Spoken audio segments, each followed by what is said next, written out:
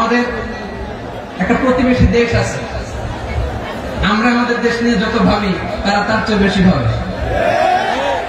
কথা বুঝতেছেন না? আরো ভেঙে বলতে হবে।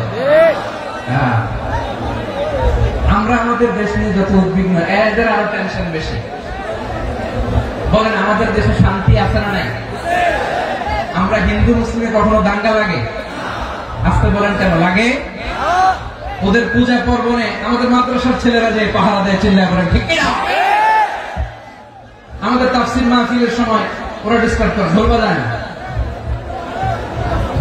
ওদের পূজা পর্বণের সময় আমাদের তাফসীর মাহফিলের ডেট হলে আমরা চেঞ্জ করে দিই।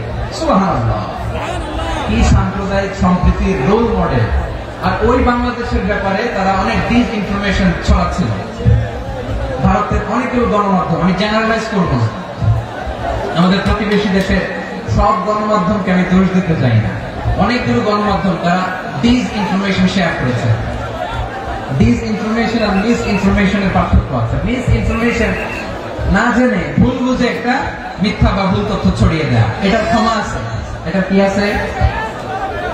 আর ডিস ইনফরমেশন মানে ইচ্ছা করে, প্ল্যান করে, ম্যাপ করে, ছক এঁকে মিথ্যা, গুজব, রটনা সোশ্যাল মিডিয়ায় ছড়ানো, এটা ক্ষমা আছে?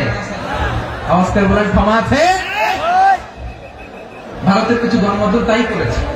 আমরা ব্যথিত হয়েছি, আমাদের হৃদয়ে রক্তক্ষরণ হয়েছে। আমাদের প্রতিবেশী দেশকে বলতে চাই, আমাদের দেশ নিয়ে আপনাদের ভাবার দরকার নাই।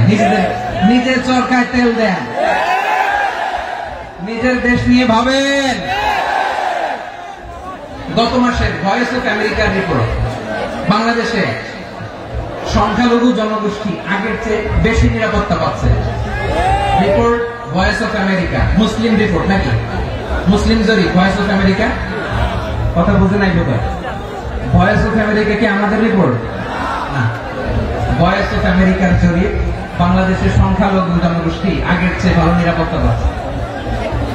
শুধু এখানেই শেষ না, মাইক্রোসফটের একটা জরিপ শোনায় আপনাদেরকে। তারা সারা পৃথিবীতে গুজব, ভুয়া আর মিথ্যা নিউজ ছড়ানোতে কোন দেশ সেরা একটা রিপোর্ট করেছে। এর মধ্যে 1 নম্বরে এসেছে ভারতের নাম। মাইক্রোসফট তো মুসলমানরা চালায় না? কথা বোঝে নাই বোধ হয়। প্রতিবেশী দেশকে বলবো, আপনারা নিজের চরকায় তেল দেন, আপনারাও শান্তিতে থাকেন, আমাদেরকেও শান্তিতে থাকতে দেন। সব চেঞ্জ করা যায়, প্রতিবেশী চেঞ্জ করা যায় না। আমাদের ল্যান্ড তাদের ল্যান্ড, পাশাপাশি। আমরা চাই তারাও সুখে থাক, আমরাও সুখে থাকি, ঠিক কিনা? কিন্তু প্রতিবেশী হলে বন্ধুত্বপূর্ণ আচরণ করতে হয়। প্রতিবেশী যদি বন্ধু না হয়ে প্রভু হতে চায়, এরকম দানব প্রতিবেশী কেউ চায় না। ভারত যদি বন্ধুত্ব উপহার দেয়, আমরা বন্ধুত্ব দিব।